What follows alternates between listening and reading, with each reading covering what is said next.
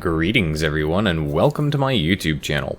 I'm your host Captain Ryan. Today's YouTube video comes courtesy of subscriber from the Blatt clan, Lloyd JT. Lloyd is here in the Tier 6 US cruiser, the USS Cleveland, and it's a ranked battle in Ranked Season 7.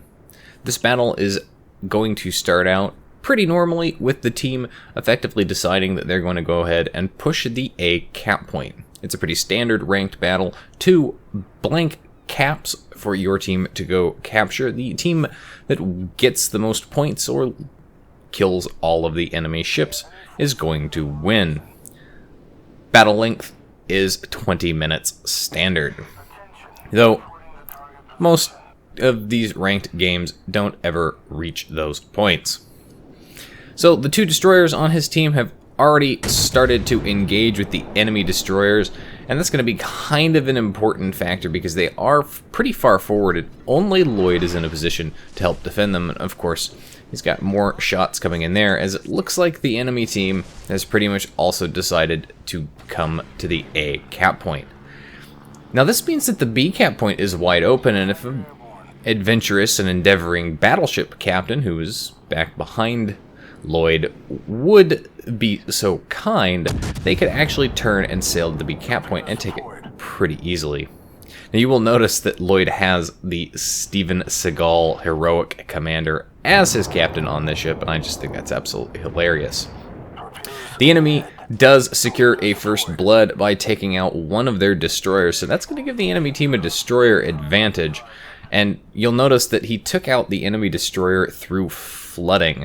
Now, I don't know if that's because he hit the destroyer first, the destroyer repaired, hit his damage control to stop or repair whatever module got knocked out, and then he got hit with the torpedo and somehow survived, but didn't have a lot of health left and was flooding, or what the case there was. The one complaint that I have of the Cleveland is that its guns do traverse kind of slow. And not only do they traverse kind of slow, the shell hang times are quite substantial, which means you really have to give a good amount of lead to your targets in order to guarantee that you're going to hit them. However, the Cleveland does make an excellent ship, especially for ranked battles, just because it has a very obnoxious and hard to hit citadel, but it also has a reasonable rate of fire, and with 12 6-inch guns can definitely put the hurt out in the form of fires. As you can see there, fires burning all across the board on a bunch of different ships, and at least one of those fires was set by Lloyd. Lloyd is using the islands very smartly, staying back behind them and kind of keeping his ship angled away from the enemy team. The enemy team has taken out the second destroyer, and that's going to prove to be a serious problem for Lloyd's team, as they now no longer have destroyer coverage. That means the enemy destroyers can pretty much get right up to point-blank range of their detectability without the concern of being spotted, and they can just put all sorts of hurt into the enemy battleships. The battleships, which you'll note, have finally arrived at the location and are suddenly finding themselves facing a whole bunch of angry cruisers and angry battleships. The problem here that I'm noticing these particular ships is that they're not focusing on the cruisers, and that's going to play an important factor because at least one of those cruisers is going to burn down one of the battleships, pretty much the same way that Lloyd is doing to the enemy. The enemy team has secured the A cap point, and that means not only is Lloyd's team down on points, they're not gaining any points, but the enemy team is also gaining points as well as being up on points. Now, as Lloyd takes shots at that New Mexico in an effort to set him on fire, he starts turning hard and away, because you saw those flashes there, the shots coming in from the Fuso. That would have been a very, very painful experience if they had hit and citadeled. At this kind of range, those shots more than likely going to drop down on top of him and penetrate deeply. Lloyd is starting to push back towards the B cap point, and that's when the enemy Gade pops up. And this Gade is being a little foolish. He is opening up with his guns, and I'm kind of surprised he's willing to risk it. All he really needed to do was stay hidden, and instead he opened up, exposed himself. So now Lloyd knows exactly where he is at. He knows that he's headed towards the B cap point, and he knows that he's alone, or at the very least not protected by cruiser support, because if you look at the minimap, all of the cruisers and battleships are still fighting over the A cap point. That New Mexico, set on fire yet again, is continuing to burn, and Lloyd is really determined to kill that battleship. Now, that's a bit of a replay issue right there. I'm pretty sure he actually experienced a massive lag spike, and that actually showed through in the replay. He got citadeled from the New Mexico there, took a huge chunk of health off of him. So he doesn't have a lot of health. He really does have to pay a lot more attention to where the enemy battleships are and what's shooting at him now. He can't afford to take another hit like that. Again, enemy destroyer up here opening up on him, and again, I don't know why he would be so foolish. This is really one of the first major mistakes that the enemy team has made here, is that they've exposed their destroyer force to the enemy cruiser, and the cruiser knows exactly where he's at. And that's when the other enemy destroyer pops up as well. Now, he's laying a smokescreen to hide in, which is kind of important, but he opens up with his gun, so he's exposed himself as well. And that's really the last thing you want to do if you're in especially a Japanese destroyer with a Cleveland bearing down at you. Yeah, I know it's a low-health ship, but you got to use your stealth and concealment, really, honestly. If you're in a destroyer, your concealment is the biggest and most important factor to you. Now, Lloyd does have the defensive AA ability rather than a Hydro, and I think in this case, Hydro would probably be a pretty good choice. The Cleveland's got some pretty good base AA anyway, and I don't know how often you're going to see things like aircraft carriers. Enemy Gade fires off torpedoes there. Lloyd really can't afford to take one. He manages to perform a tactical beaching and effectively avoids those torpedoes. His guns reload, and he finishes off that destroyer for his second kill in the game. The enemy team has managed to kill one of their battleships, so they're down a battleship and 2 destroyers, but the enemy team is now effectively down a destroyer and a battleship, like mostly all down to Lloyd kind of just being in the right spot at the right time and never letting up on that insane and persistent rate of fire. Fubuki decides to make a run for it, and really that's all he can do, and Lloyd finishes him off by setting him on fire first. Fubuki obviously repairs that instantly, but there's nothing he can do with that low health. And the last enemy destroyer has now been sunk, so the teams are now actually somewhat equal. The enemy team still has a cruiser, and the cruiser is a Cleveland, but he's very low health. He's about as low health as Lloyd, actually. And that cruiser is hiding somewhere back behind the islands by the A cap point. Lloyd now in a position where he can go ahead and capture the B cap point unmolested. His team up there still trying to fight, and there's a Fuso and a Warspite left. Now, they do manage to kill one of the 3 battleships that's over there, so that's not going to help his team all that much. The enemy team still very much in the lead at this point. And even if Lloyd manages to secure the B cap point, his team is still down on points because the enemy team has had 1 and then 2 cap points for so long. As you can see, the points difference there is pretty substantial. It's going to take some coordinated effort by both Lloyd and his friendly ships over there to possibly pull a win out of this. Now, as he pushes forward here, he is spotted, but that Fuso has got more important things to deal with, specifically dealing with that New Mexico that's closing in on him. And the New Mexico can be a pretty aggressive ship in this situation, assuming he doesn't end up ramming the Fuso, but he did. That's when the enemy Cleveland appears behind the island again. Look how low health he is. He's got less health than Lloyd. And so Lloyd gets shots off there, shots coming in from that Cleveland. He manages to take out the Cleveland, avoids the shots that come in there, which is really excellent for him because you really just can't afford to take any hits. And now it's just down to a Warspite and a Fuso left on his team. The enemy Warspite is closing in on that Fuso, and this Fuso really is not playing very smartly here, as he's letting that Warspite close to effective point-blank range, and then he's going to let the Warspite get broadside to him. And that Fuso really could have just stayed bow on and continued.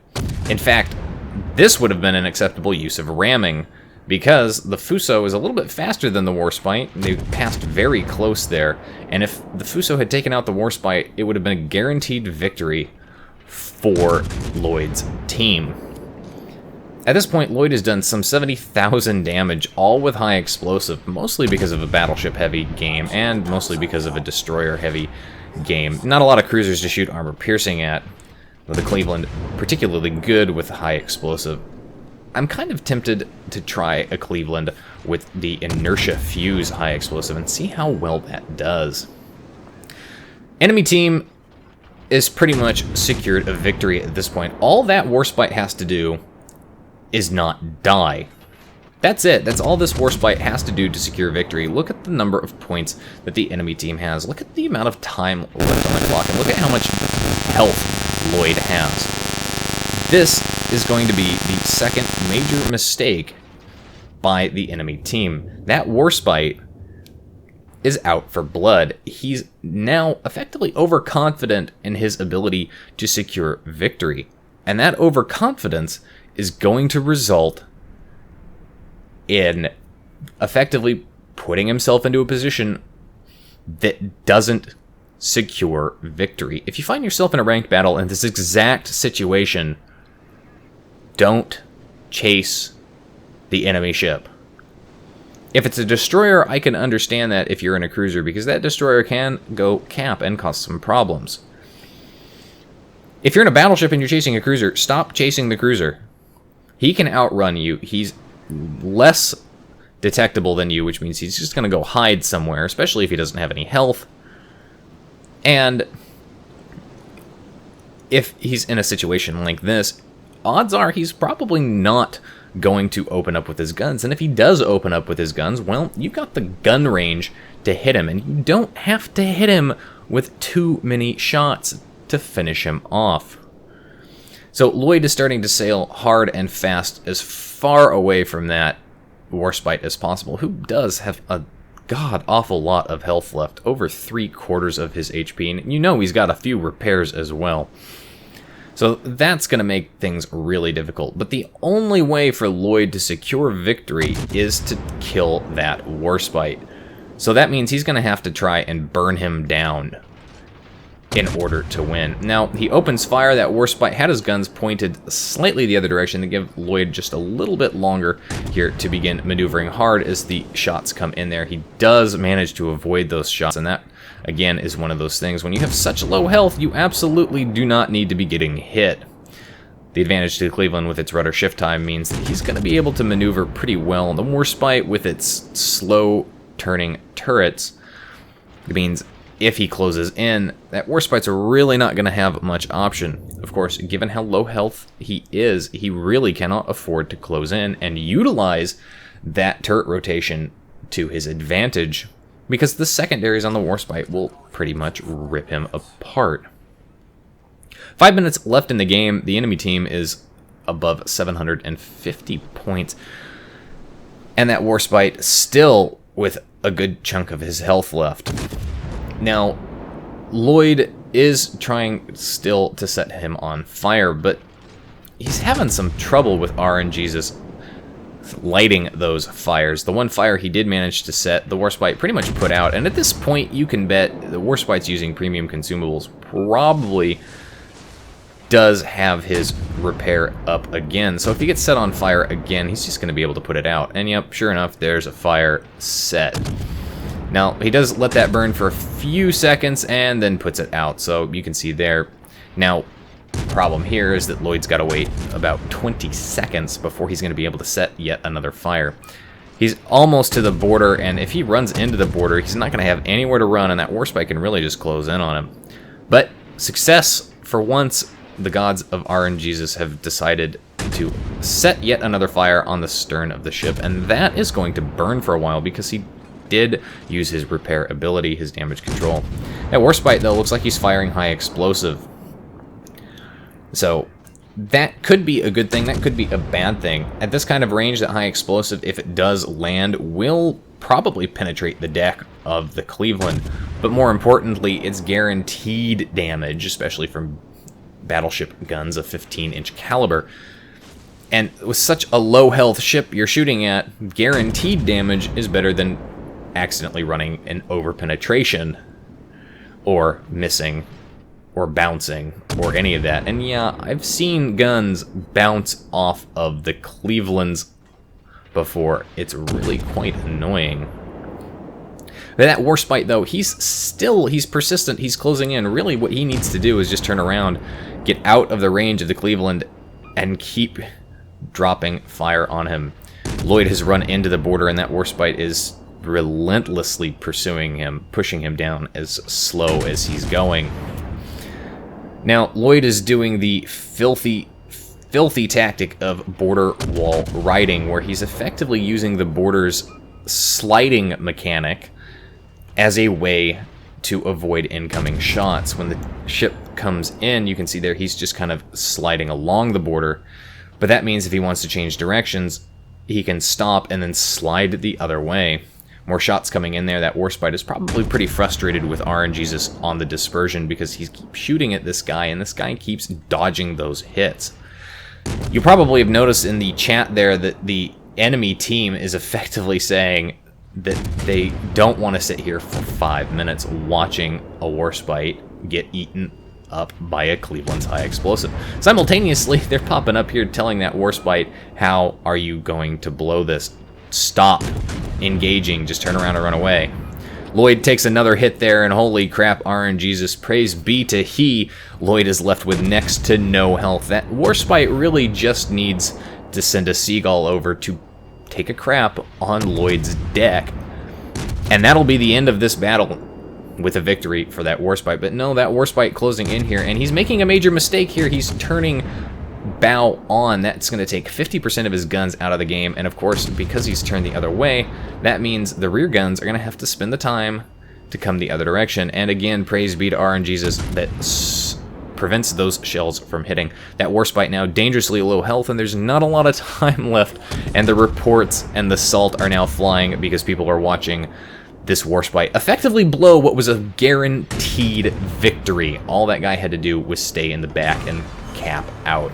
Lloyd secures his 5th kill in the game, earning him a Kraken and a victory to go with his Arsonist and his high caliber at 120,000 damage done, 5 kills. Look at all those fires set, guaranteeing him victory. And of course, so many base resets, 1 full and complete base capture there in what was a particularly interesting ranked battle. And again, the 2 major mistakes made by the enemy team is the destroyers opened up on a Cleveland instead of staying hidden, and that Warspite decided to pursue. Fortunately, that Warspite did not gain the top slot on the team and did lose a star, so that probably makes everybody on his team just a little bit happier.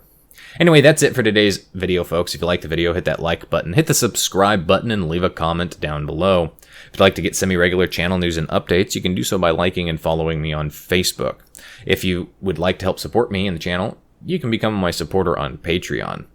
If you've got a replay like this one that you'd like to see featured on my channel, you can send it to my email. And if you'd like to watch me play World of Warships, among other games, live, as well as engage with me, you can do so by following me on Twitch. You can find the links for all of those in the video description down below. And as always, I'll see you next time. This is Captain Rye, signing off.